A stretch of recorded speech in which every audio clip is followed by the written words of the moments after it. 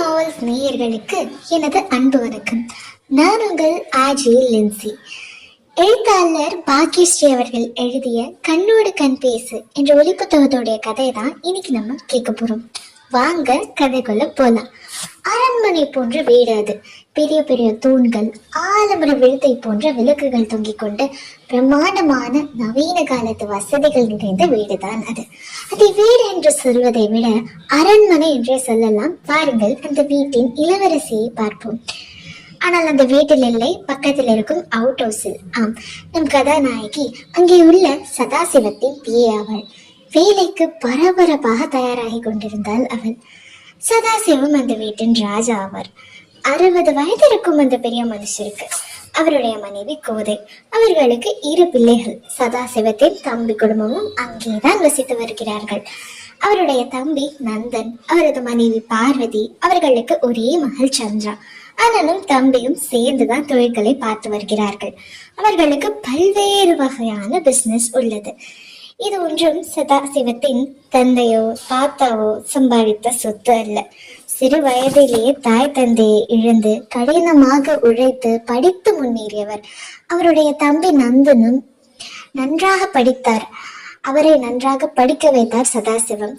அவர் கடினமான உழைப்புக்கு அவருடைய முதலாளி மகளான கோதையை திருமணம் செய்து வைத்தனர்.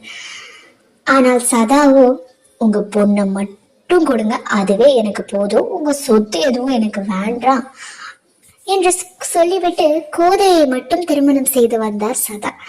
நந்தனுக்கும் நன்றாக படித்த பெண்ணை பார்த்து திருமணம் செய்து வைத்தார். இவ்வாறாக கடினமாக உழைத்து முன்னேறியவர்தான். கடின உழைப்பாலே இந்த சாம்ராஜ்யத்தை உருவாக்கியுள்ளார் சதாசிவம். நல்ல உள்ளம் கொண்டவர், அடிமாட்டு மக்களின் வலியை புரிந்த மனிதர். அவரின் பர்சனல் அசிஸ்டண்டாக தான் நம் கதாநாயகி இசை 2 வருடங்களாக பணி புரிந்து வருகிறாள். இசையின் குடும்பம் கிராமத்தில் வசித்து வருகிறார்கள். அவளுக்கு தந்தை இல்லை, தாய் மட்டும்தான். அண்ணன், அண்ணி, அண்ணன் மகள் சந்திரிகா என அனைவரும் கிராமத்தில் தான் வசித்து வருகிறார்கள். இவள் சென்னையில் இருக்கிறாள். இசை சதாசிவத்தின் கல்லூரி ஒன்றில் படித்து முடித்து நல்ல தேர்ச்சி பெற்று அவருடைய பர்சனல் அசிஸ்டண்டாக முழு நேரமும் பணிபுரிந்து வருகிறார். சதாசிவத்தின் அனைத்து கம்பெனிகளை பற்றிய தகவல்களும் அவளுக்கு அத்துப்படி. அது மட்டுமின்றி சதாவின் மனைவி முதல் மகள் கீர்த்தனா வரை அனைவரிடமும் அன்பாக பழகுபவள். அதனாலேயே அவளை அவுட் ஹவுஸில் தங்க வைத்து உள்ளனர். சதாசிவத்தின் உடல் நலம் பற்றிய அனைத்து விவரங்களும் கூட அவளுக்கு தெரியும்.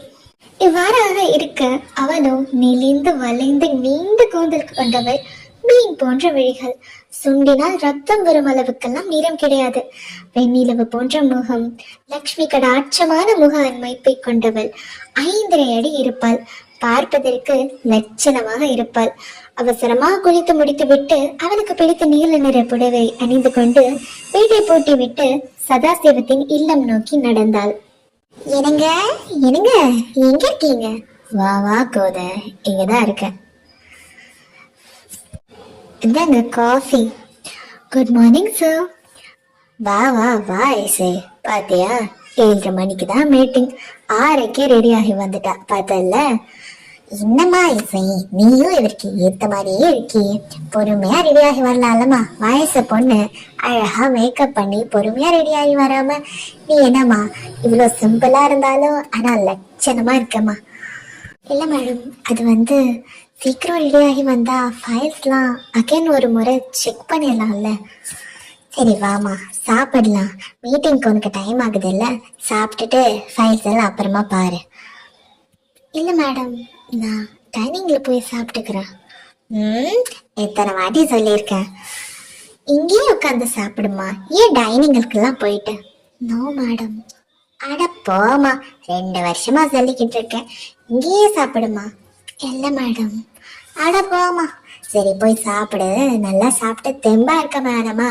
காலத்துல கல்யாணம் ஆக வேண்டிய பொண்ணு, நல்லா சாப்பிட்டு தெம்பா இருமா. Okay madam. ஆம், அங்கு வேலை செய்பவர்களுக்கு என்று தனி டைனிங் உள்ளது. டைனிங் மட்டுமல்ல, அவுட் ஹவுஸ் இருக்க பின்னால் வேலை செய்பவர்களுக்கு என்று தனி வீடுகளும் அபார்ட்மெண்ட்டும் உள்ளது. இசை அவர்களை பொறுத்த வரைக்கும் அவர்களுக்கு ஒரு முக்கிய நபர். அதனால் அவளை அவுட் ஹவுஸில் தங்க வைத்துள்ளனர். ஹே, என்ன இசை, இன்னைக்கு சீக்கிரமா வந்துட்டு போல. ஆமா கயால், எனக்கு ஒரு இம்பார்ட்டன்ட் மீட்டிங் இருக்கு, அதான் சீக்கிரம். நீ என்ன சீக்கிரம்? அதுவா, நந்தன் சருக்கு ஃபைல்ஸ் எல்லாம் பார்க்கணுமா, ஸோ அதுக்காக வந்திருக்கேன்டி. கயல் இசையின் தோழி. அங்கு வந்த 2 வருடங்களிலே இருவரும் நல்ல நண்பர்களாகிவிட்டனர். இருவரும் ஒன்றாகத்தான் பணியில் சேர்ந்தனர், நல்ல தோழிகளும் ஆகிவிட்டனர். கயலின் வீடு பக்கத்தில் தான் உள்ளது, அதனால் அவள் அங்கு தங்குவது இல்லை. இசை, உனக்கு ஒரு விஷயம் தெரியுமா? என்னடி? நம்ம சதாசர் பையன் இருக்கான்ல, அவன் அடுத்த வாரம் கேனடால இருந்து வரானாடி. சரி வரட்டும், அதுக்கு என்ன இப்போ? அதுக்கு என்னவா, அவன் இவ்வளோ கியூட்டா இருப்பான் தெரியும்ல. தெரியும் தெரியும், அவங்க ஃபேமிலி போட்டோல பார்த்துருக்கேன்டி. இந்த முதத்துக்கும் ஒரே வாரிசாண்டி என்றாள் கயல். நம்ம என்னடே பண்ண முடியும் என்றால் இசை.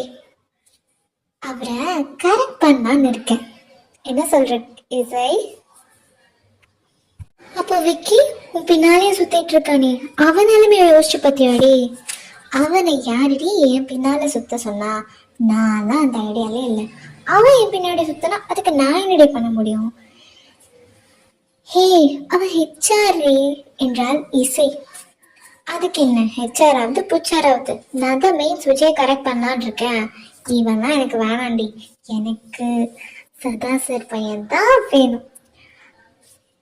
வேண்டாம் கயல், அவன்லாம் ஃபாரின்ல வளர்ந்தவன், பெருசா ஒன்றும் நல்லவனா இருப்பான்லாம் தோணலடி எனக்கு.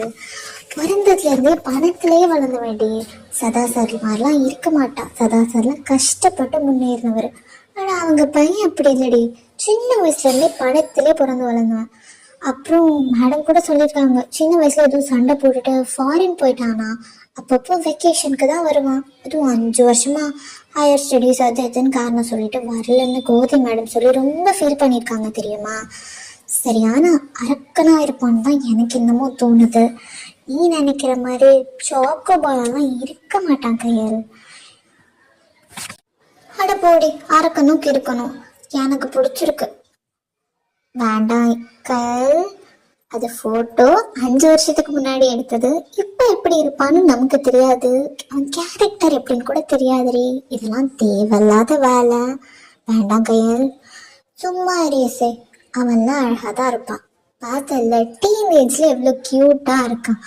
இப்போ ரொம்ப ஸ்மார்ட்டா இருப்பான்டி. அதுவும் இல்லாம சதாசர் பையன்டி, நல்ல விதமா தான் இருப்பான். நீ நினைக்கிற மாதிரிலாம் இருக்க மாட்டான். என்னமோ போடி கயல், நீ பண்றதுலாம் எனக்கு சரி வரும்னு தோணல, பார்த்துக்கோ. சரி, டைம் ஆச்சு, நான் கிளம்புறேன்டி கயல். நாளைக்கு பார்க்கலாம், இல்லை ஈவினிங் டைம் இருந்தால் பார்ப்போம். நான் வரேன். ஓகே, பாய். கதாநாயகன் வருகைக்கு அத்தியாயம் 2 காத்திருங்கள் மக்களே. இந்த வீடியோ உங்களுக்கு பிடிச்சா லைக் பண்ணுங்க, ஷேர் பண்ணுங்க. தொடர்ந்து இந்த போல நாவல்களை கேட்க நம் சேனலை சப்ஸ்கிரைப் செய்யுங்கள். நன்றி, வணக்கம்.